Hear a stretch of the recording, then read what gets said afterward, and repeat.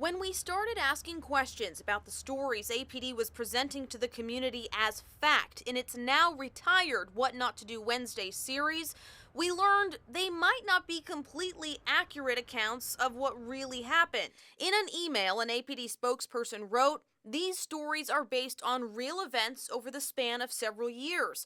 We also may use a combination of different events and stories at our own discretion," a response that sparked criticism by the ACLU of Alaska's spokesperson Megan Edge. I think there needs to be a standard that whatever they post is fact. It's not misinformation, it's not embellished, it's not made up stories. That is propaganda, and the community is paying for it. But in a post to the public 3 weeks later, APD insisted the events, the situations, and the circumstances we told were real. It did happen. One of the posts dated February 3rd describes officers rolling up on a fight between a man and a woman in a parking lot, dubbing them lovebirds, referring to the man as Mr. Lovebird and the woman his sweetie. To some readers, APD appeared to be mocking people potentially involved in a domestic violence situation. Even after claiming stories in posts like that one were real, APD's Community Relations Unit, which was responsible for the social media series,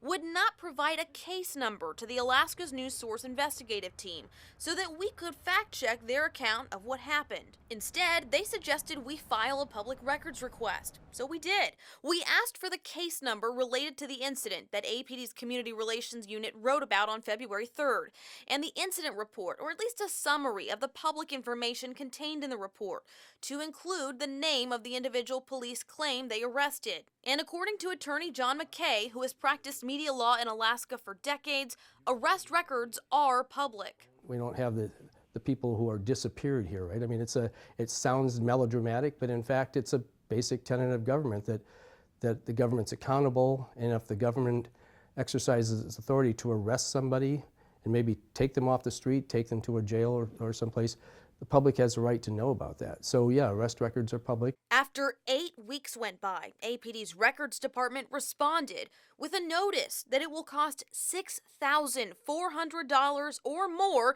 in research fees to fulfill our request. What is your take on this estimate that we got from APD, $6,400? My take is it's sad, and it's frustrating because it's the first time I've seen a large number thrown back when somebody makes a records request.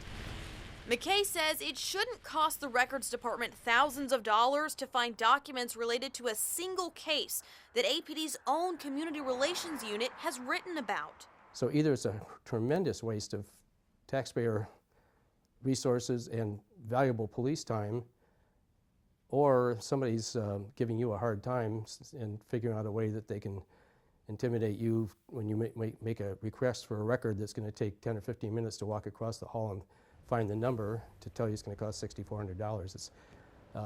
It's kind of a sad thing.